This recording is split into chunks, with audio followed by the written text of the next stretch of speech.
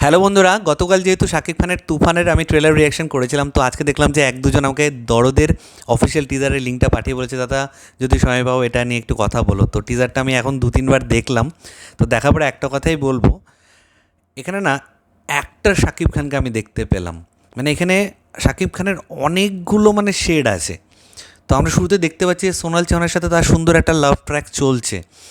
ভাবো, মুম্বাইয়ের যে সোনাল চৌহান তার সাথে সে কাজ করছে, রাহুল দেবও আছে এখানে। কিন্তু নর্মাল চলতে চলতে হঠাৎ করে ট্র্যাকটা চেঞ্জ হয়ে গেল। শাকিব খান দুজনকে গলায় চললো, তারপর সে নিজেই ভয় পেয়ে গেল, আশ্চর্য হয়ে গেল যে এটা আমি কী করলাম। তার মধ্যে হয়তো ডুয়েল পার্সোনালিটি আছে, যে সে একটা যখন ভালো মানুষ থাকে সে সবার সাথে ভালো ব্যবহার করে, তার লাভারকে খুব ভালোবাসে, কিন্তু আরেকটা পর মুহূর্তেই তার মধ্যে যে আরেকটা পার্সোনালিটি আছে সেটা যখন জেগে ওঠে তখন সে আর আগের কথা মনে রাখতে পারে না, এবং সে তখন খুন খারাপই করে, এবং পরে যখন আবার সেই পার্সোনালিটিতে ফিরে যায়, ভালোর দিকে চলে যায়, তখন খারাপটা কী করেছে সেটা সে ভুলে যায়। তো তাকে আমরা বিভিন্ন সিচুয়েশনে দেখতে পারলাম।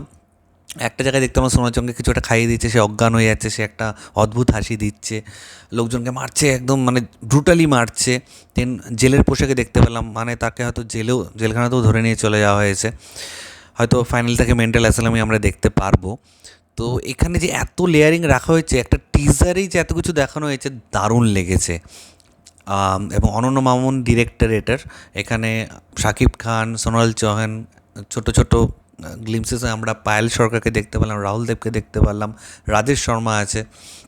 তো এপার বাংলা ওপার বাংলা কাস্টিং করে, প্লাস মুম্বাই থেকেও কাস্টিং করে কিন্তু এই সিনেমাটা বেশ ভালো বাজেটেই বানানো হয়েছে, এবং এর কিন্তু পিকচারাইজেশন আমার দারুণ লেগেছে।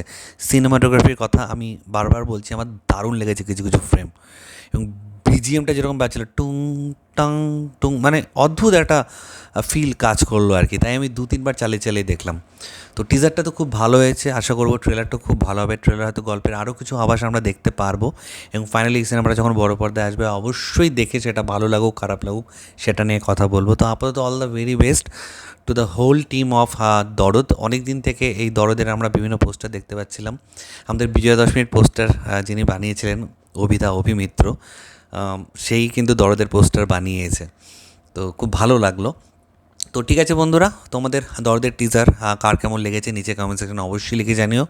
আমার ভিডিওটা ভালো লাগলে লাইক করে শেয়ার করতে একদম ভুলবে না। চ্যানেলটাকে যারা প্রথমবার দেখছো, নিচে যে রেড বাটন আছে সেখানে ক্লিক করে নাও, পাশে একটা বেল আইকন আছে সেখানে ক্লিক করে অল অপশানে ক্লিক করে নাও। ঠিক আছে বন্ধুরা, ভালো থেকো সবাই, সাবধানে থেকো সবাই, love you all, take care.